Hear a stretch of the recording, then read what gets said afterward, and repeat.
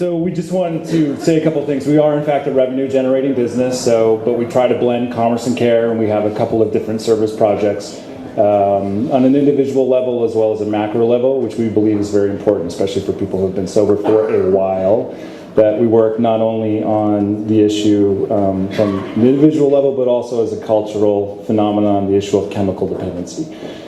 Before we talk about that, I just, given the opportunity of the audience, we'd like to recognize what we call miracles in recovery.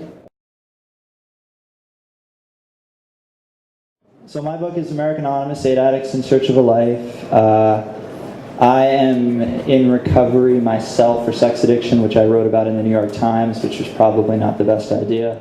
But I did it anyway. And it's, I guess I'll use that to go into one of the main points that I want to talk, that I do talk about in the book. I mean, generally the book is I follow 8 different people from different parts of the country with different addictions for 2 to 3 years. So it's a very narrative book, following everyone from a crack addict from Harlem to a 20-year-old sex addict from Boston to a food addict from up in Maine. The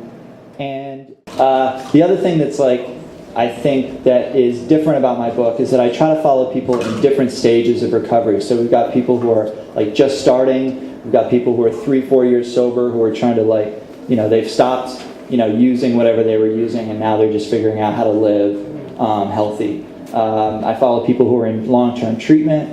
I follow people who would never go to treatment.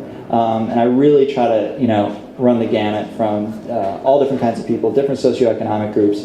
Jody is one of the guys I write about, and he ran a treatment center in Arizona, and I was able to talk about gambling through Jody because he's a gambling and drug addiction counselor. But it's all different kinds of people, and I really wanted that that addiction counselor in there as well. Most addiction counselors obviously are in recovery, and they have to maintain their own recovery, and a lot of them struggle to do that, and I wanted to sort of talk about that a little bit as well. So. What's been the reaction to the book so far? Reaction's been great. Yeah.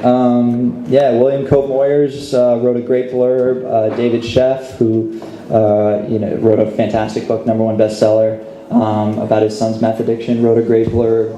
We're starting to get reviews in, which have all been great. So I thought it was terrible, and everyone's saying, no, it's not. So it's I'm glad that people like it, and I think it we're a culture of addiction. We're also a culture of recovery, and I try to talk about both those things in the book. Addiction is very complicated. We try to simplify it a little too much, I think, at times. There's definitely genetic predisposition to drug and alcoholism. We know that. Is there a genetic predisposition to sex addiction, to gambling?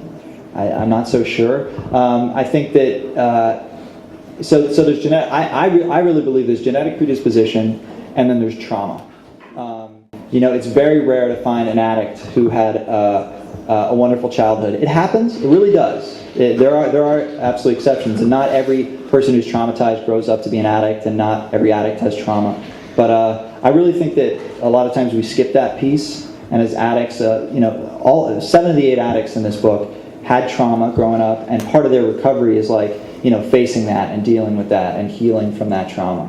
Part of the 12-step thing is don't focus on your past, just focus on today, and that's important, and we do need to focus on today. But the people I wrote about also were looking at their past and trying to figure this out. At the end of the day, though, you are an addict for whatever reason. I don't know why I'm an addict in this way. I didn't have the greatest childhood. Maybe that was it. But in the book, did any of the people that you went have mothers or grandfathers that Absolutely. had addiction problems? Absolutely. Yeah. Jody's one of them. Hey, so when you were looking for subjects, were there people who were willing, even eager, to be part of the book that you thought weren't appropriate? Did you reject people? Yeah. I mean, I had to try to find the right. I had to find the right mix of people. I also had, I'm not going to say this maybe, but I had to try to predict, because addiction, there's people who do really well, and then there's people who die, and then there's people who struggle all the time, and I wanted a nice mix of that, so I sort of had to predict, okay, maybe this person's going to do well over the course of 3 years. I wanted a mix. I wanted a mix, so that's really what I was going for. is it's a very empathetic book.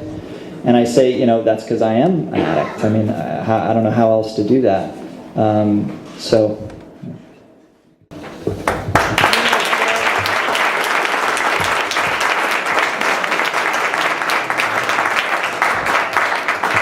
Thanks, everybody. Appreciate it.